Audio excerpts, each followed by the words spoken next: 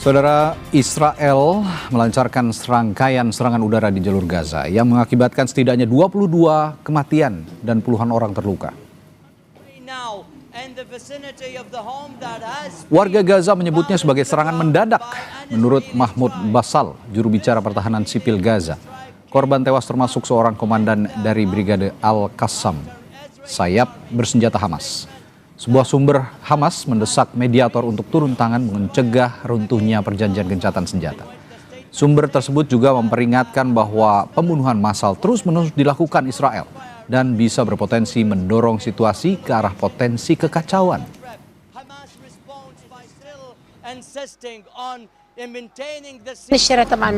The street was full of women, children, and young people. Suddenly, the strike hit. Our house was destroyed, and our neighbors had people killed and others injured.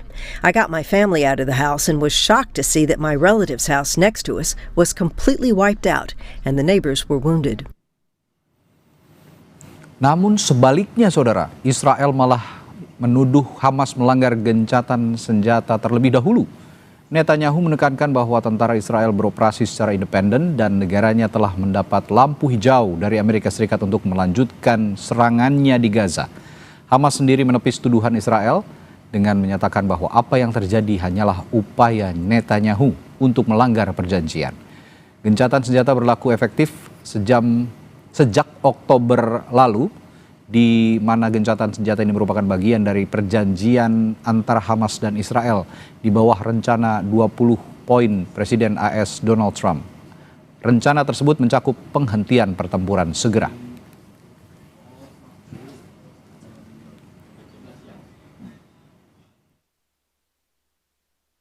הפסקת האש, החמאס לא מפסיק להפר אותה, ואנחנו פועלים בהתאם. היו כמה וכמה ניסיונות שלו לחדור לשטח שלנו מעבר לקו הצהוב, לנסות לפגוע בחיילינו. אנחנו סיכלנו את זה בעוצמה רבה, וגם הגבנו וגבינו מחיר כבד מאוד. זה הרבה מחבלים שחיסלנו. Saudara, situasi di Gaza kembali memanas. Israel dan Hamas saling tuding telah melanggar kesepakatan gencatan senjata. Kedua pihak mengklaim diri tidak bersalah, sementara korban sipil kembali berada di tengah pusaran konflik tanpa perlindungan yang pasti. Pertanyaannya, apa sebenarnya yang terjadi di lapangan? Bagaimana dampaknya terhadap upaya kemanusiaan yang sudah sangat terbatas di Gaza? Malam ini kita akan membahasnya bersama dua narasumber, yakni Ketua Presidium Mercy Hadiki Habib yang selama ini aktif memantau situasi kemanusiaan di Gaza, dan juga hadir pengamat Timur Tengah Hasibullah Satrawi yang akan membantu kita juga memahami dinamika politik dan militernya. Selamat malam. Selamat malam, Mas Habib. Hadiki, selamat malam juga. Assalamualaikum. Selamat malam. Waalaikumsalam. Baik, saya ke Mas Hadiki dulu. Dari laporan Mercy dan relawan yang saat ini juga memantau di perbatasan, baik di Jordan maupun langsung di Gaza, apa yang sebenarnya terjadi di Gaza saat kedua belah pihak saling tuding melanggar gencatan senjata? Ya, relawan Mercy Indonesia saat ini berada di Gaza, dan ketika terjadi serangan tersebut memang berada di daerah Gaza City, ya, Gaza Utara. Serangan ini memang dalam 1 minggu terakhir ini beberapa kali terjadi di daerah Gaza City, di wilayah Gaza Utara. Nah, ini memang berita simpang siur, tapi yang pasti kita perlu menjelaskan kepada masyarakat bahwa wilayah Gaza ini sekarang luasnya itu dikurangi karena pihak Israel itu menambah yang namanya buffer zone atau daerah penopang, di mana daerah buffer zone ini merangsek masuk ke dalam wilayah Gaza, gitu ya. Nah, buffer zone ini yang jaraknya itu ke dalam itu semakin bertambah. Mas Hadiki, mohon maaf, Mas Hadiki, saya potong sebentar. Kita kembali lanjutkan perbincangan malam hari ini soal memanasnya kembali konflik di jalur Gaza. Tadi saya sudah bertanya ke Mas Hadiki soal bagaimana kondisi yang terjadi saat ini di jalur Gaza, termasuk juga ada situasi saling tuding melanggar gencatan senjata. Tapi saya juga kembali bertanya lagi, Mercy melihat adanya perubahan signifikan dalam akses bantuan selama gencatan senjata ini atau tidak, kira-kira, Mas Hadiki? Ya, selama gencatan senjata yang signifikan itu adalah bombardirnya itu yang selama ini terus-menerus membabi buta itu berkurang sangat jauh. Berkurang sangat jauh ya, memang itu harus diakui ya. Setelah ada proses gencatan senjata ini berkurang sangat jauh. Baik, kalau begitu saya Iya, tidak berhenti ya. Oke, baik. Saya ke Mas Habib kalau begitu. Mas Habib, kalau Mas Hasib, sorry, saya salah nama jadinya nih. Mas Hasib, kalau memang kondisinya saling tuding begitu ya, saling bersalah, saling diklaim Israel yang bersalah, saling tuding juga katanya Hamas yang salah. Dari perspektif Anda, sebenarnya siapa yang paling bertanggung jawab? Karena kalau saling tuding begini kan yang jadi korban adalah rakyat Gaza sendiri begitu. Iya, sebenarnya dalam situasi seperti sekarang faktornya yang paling bertanggung jawab, yang paling menentukan adalah Amerika dan kekuatan negara-negara besar, terutama yang mendukung proposal Trump yang kemudian diadopsi dalam resolusi PBB pada tanggal 18 kemarin, di mana pokok-pokok pikirannya tentang perdamaian Gaza, tentang tentang bantuan kemanusiaan ke Gaza, tentang rekonstruksi Gaza, tentang masa depan Palestina, termasuk demilitarisasi Gaza itu diakui di dalam resolusi ini. Nah, oleh karena itu kalau saya melihat, Mas, dari beberapa minggu terakhir perkembangannya itu, yang pertama kita lihat dari resolusi ini, justru memang resolusi ini menjadi kayak semacam peretas telur kekecewaan barangkali bagi Hamas dan bagi Israel. Cuman kita melihat Hamas yang jauh lebih terus terang di dalam menyampaikan ekspresinya, pandangannya, termasuk menolak beberapa poin di dalam resolusi ini karena dianggap gagal menyerap aspirasi rakyat Palestina. Nah, Israel itu tidak terlalu mentekstualkan kekecewaannya, tapi poinnya kurang lebih sama. Israel dan Hamas sama-sama kurang happy berkaitan dengan poin-poin yang ada dalam resolusi ini. Kenapa? Kalau dengan Hamas itu karena resolusi ini dengan jelas mengatakan bahwa Gaza akan disebut sebagai proses deradikalisasi. Bagian dari tugas pasukan perdamaian yang akan nanti bertugas di Gaza, yaitu adalah memastikan Gaza tidak lagi menjadi basis militerisasi ke depan yang mengancam Israel. Nah, bagi Israel kekecewaannya adalah karena resolusi ini juga masih memberikan harapan bagi kemerdekaan Palestina. Walaupun sebenarnya secara tekstual tidak begitu eksplisit bahwa ini akan langsung menuju kepada pembentukan Palestina merdeka. Cuman dinyatakan kalau situasinya kondusif maka ke depan termasuk kemerdekaan Palestina mungkin bisa dibicarakan. Tapi begini, Mas Hasib, kalau bicara soal harapan, resolusi yang terjadi dari tahun ke tahun, dekade ke dekade sebenarnya kan pasang surut ya, muncul lalu tenggelam kembali. Tapi menurut Anda dalam historical konflik Palestina dan juga Israel, apakah saat ini yang paling memberikan harapan dibandingkan sebelumnya? Ya, sebenarnya kalau kita mau baca fair, masing-masing punya harapan ya. Dulu juga ada kuartet perdamaian di mana keterlibatan para pihak bukan hanya Amerika tapi juga PBB, kemudian ada ada Rusia juga terlibat di situ, Uni Eropa juga terlibat di situ. Nah, kalau dibandingkan dengan sekarang, menurut saya satu yang akan menjadi faktor lebih barangkali adalah ambisi pribadi Trump.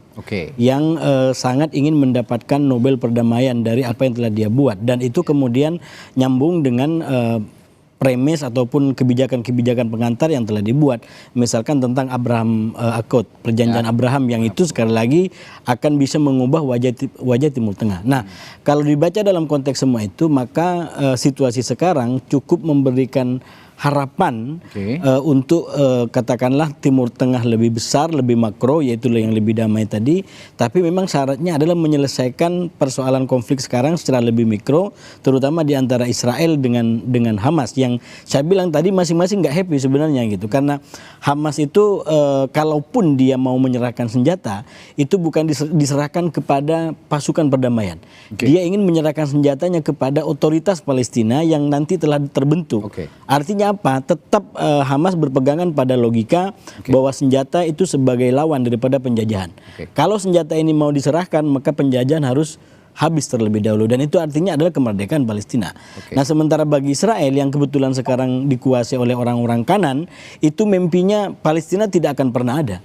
Jadi setiap berkas apapun yang bisa memuat tentang Palestina merdeka itu mereka akan upayakan sekeras tenaga untuk ditolak.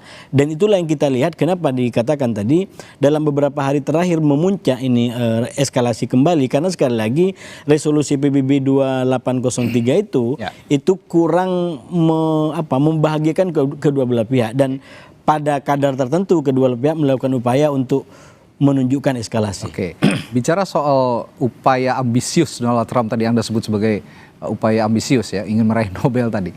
Ada beberapa analis juga yang mengatakan bahwa sebenarnya sifat asli Donald Trump ini kan presiden sekaligus pedagang.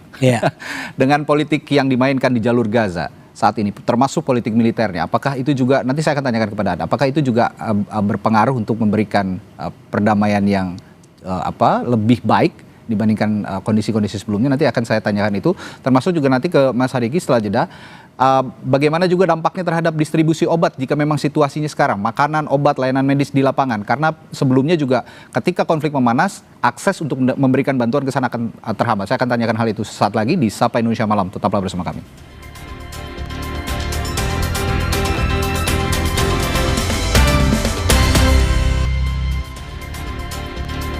Sebelum kita lanjutkan perbincangan, kami sampaikan dulu berita dari Panglima TNI Jenderal Agus Subianto yang menyatakan Presiden Prabowo Subianto telah memberikan instruksi agar menyiapkan pasukan perdamaian untuk misi di bawah mandat PBB. Pasukan ini akan dipersiapkan untuk operasi kemanusiaan di wilayah konflik seperti di Gaza dan Palestina.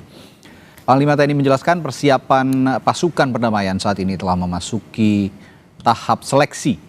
Nantinya pasukan akan dipimpin Jenderal Bintang 3. Pasukan perdamaian yang dipersiapkan berjumlah 3 brigade yang terdiri batalion kesehatan, batalion konstruksi, bantuan mekanis, serta unsur udara termasuk helikopter dan pesawat C-130.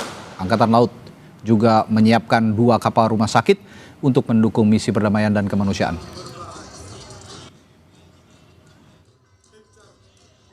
Pasukan perdamaian sudah tahap seleksi, kemudian rencana nanti dipimpin oleh Jenderal Bintang 3, kemudian di bawahnya ada 3 brigade komposit. Nanti di bawah brigade komposit itu terdiri dari 1 batalion kesehatan, 1 batalion seni konstruksi, kemudian batalion bantuan, dan ada lagi bantuan mekanis. Kemudian juga ada unsur udara. Kita menyiapkan helikopter, kemudian pesawat C-130 Hercules, dan kita siapkan 2 kapal rumah sakit dari Angkatan Laut. Ya, tadi saya sebelum jeda juga bertanya ke Mas Hadiki soal kondisi yang sekarang terjadi di jalur Gaza. Memanasnya kembali hubungan Israel dan Hamas tentu akan sangat punya pengaruh sepertinya terhadap distribusi bantuan termasuk obat-obatan, makanan. Kondisinya bagaimana sekarang untuk distribusi? Ya, jadi setelah gencatan senjata ada dibuka jalur kemanusiaan untuk logistik. Jumlahnya sangat kecil dan jauh dari kebutuhan. Yang terbuka cukup banyak itu adalah jalur komersil. Jadi truk-truk yang masuk dengan tujuan berdagang. Dan ini juga ada pemain-pemainnya gitu ya. Ini yang sekarang masuk ke dalam Gaza. Apapun itu, ini menjadi wase ya di tengah kesulitan masyarakat di sana, karena bahan-bahan pokok itu tersedia dan harga-harga yang sebelumnya inflasi sangat tinggi itu sudah mulai normal kembali itu di pasaran. Jadi bisa dijangkau oleh masyarakat. Baik. Mas Hasib, tadi saya sempat bertanya juga sebelum bertanya ke Mas Hadiki. Kondisi Donald Trump yang ingin punya ambisi lebih begitu ya, untuk memberikan Nobel untuk perdamaian lah di jalur Gaza. Nah, ini analis menganggap bahwa ini hanya upaya-upaya akal-akalannya Trump aja, karena Presiden Amerika Serikat ini juga pedagang. Untuk konteks militer, apakah itu masuk akal jika dikaitkan dengan sifat Donald Trump yang sering kali berdagang dalam situasi-situasi tertentu? Iya. Saya rasa terlalu naif kalau kita mengatakan para pihak atau banyak negara ini tidak akan mendapatkan keuntungan dari apa yang diputuskan. Apalagi keputusan besar seperti ini pasti dapat keuntungan-keuntungan tertentu, baik langsung atau tidak. termasuk Donald Trump gitu. Baik. Nah oleh karena itu kalau saya melihatnya dua Mas dari perkembangan ini. Yang pertama kemungkinan pengiriman pasukan seperti disampaikan tadi itu akan tetap terjadi, mengingat karakternya ini dari awal kan sebenarnya sama di antara Hamas, Israel dan Trump. Sama-sama orang yang susah untuk didekte oleh pihak lain, dan sekarang Trump sudah mengatakan ini jalan, resolusi apalagi sudah jadi hampir pasti ini akan terus berprogres ke sana. Dan dalam konteks itu mungkin satu yang catatannya, karena petanya begitu liar, maka yang harus diantisipasi oleh pasukan kita adalah justru jangan sampai berhadapan dengan milisi-milisi Palestina. Karena Israel menginginkan pasukan perdamaian itu digunakan untuk menghancurkan Hamas, menghancurkan milisi-milisi Palestina, termasuk kalau nanti di sana adalah pasukan kita. Ini meski singkat harus dijawab singkat, tapi harus saya tanyakan tadi terkait proses pengiriman pasukan perdamaian dari Indonesia. Apakah akan juga terganggu dengan adanya situasi seperti ini yang memanas kembali di jalur Gaza, kira-kira menurut Bung Hasib? Saya melihat dengan perkembangan yang ada tidak ada yang gangguan untuk bisa menunda itu, apalagi resolusinya sudah terjadi dan komitmen para pihak juga makin kuat. Walaupun sekali lagi Hamas dengan Israel mungkin melakukan manuver agar ini tidak lancar gitu. Karena seperti saya bilang tadi, Israel ingin membajak pasukan ini untuk menghancurkan Hamas, sementara Hamas juga tidak ingin menyerahkan senjatanya kepada pasukan lain. Dia ingin menyerahkan senjatanya kepada otoritas Palestina. Baik, terima kasih analis Timur Tengah Bung Hasibullah dan juga Mas Hadiki dari Mercy sudah memberikan informasinya juga terkini dari lapangan.